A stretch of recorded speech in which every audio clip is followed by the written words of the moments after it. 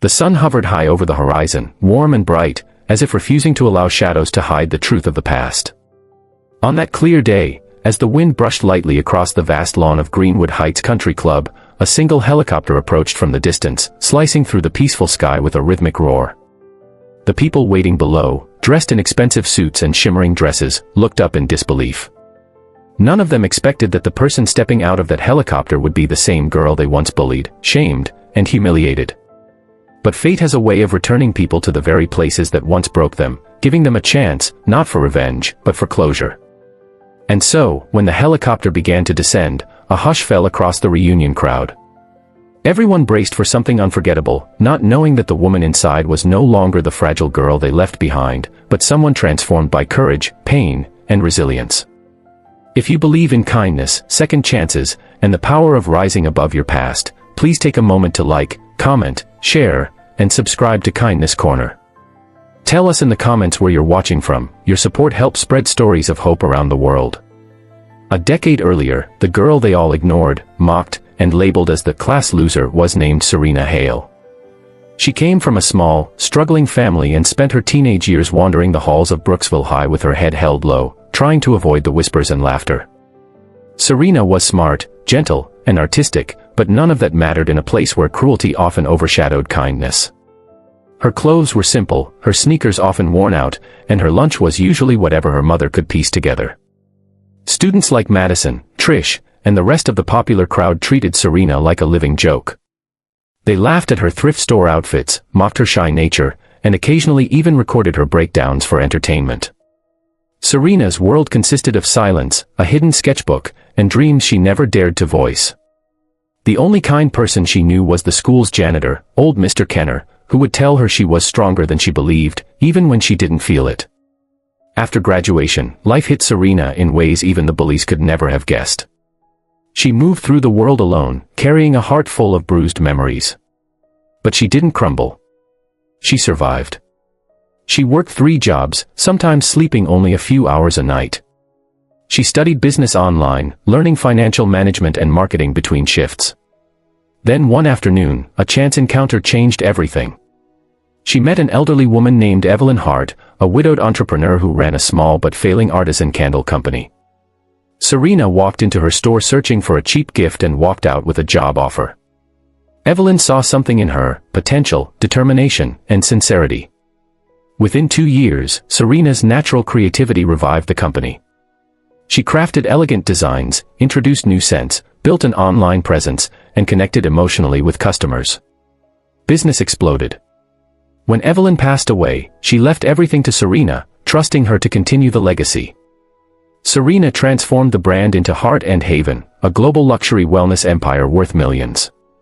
Today, her products were in airports, hotels, and boutiques across the world.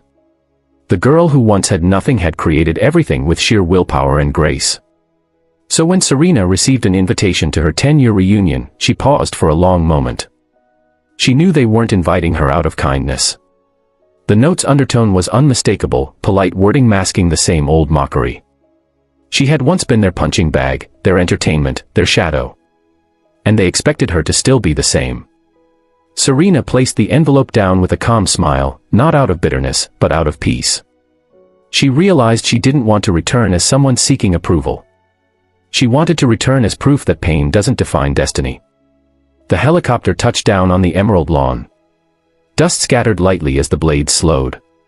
When the door opened, Serena stepped out in a flowing ivory dress that shimmered softly under the midday sunlight. Her blonde hair cascaded elegantly, catching the light like strands of gold.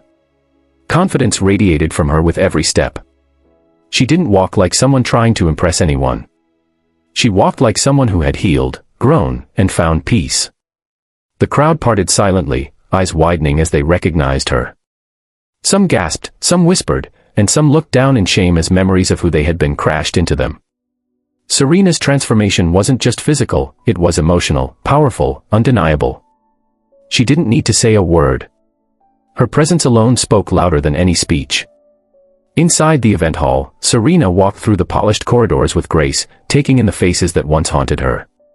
Madison, once the queen of the school, stood frozen, clutching her drink. The boys who used to mock Serena's clothes now tried to straighten their ties, pretending confidence. But Serena didn't come for them. She came to say goodbye to the pain, to the past, and to the version of herself she had outgrown. As the afternoon sunlight streamed through the tall windows, Serena moved to the center of the hall, where a giant photo display showcased memories of their school days.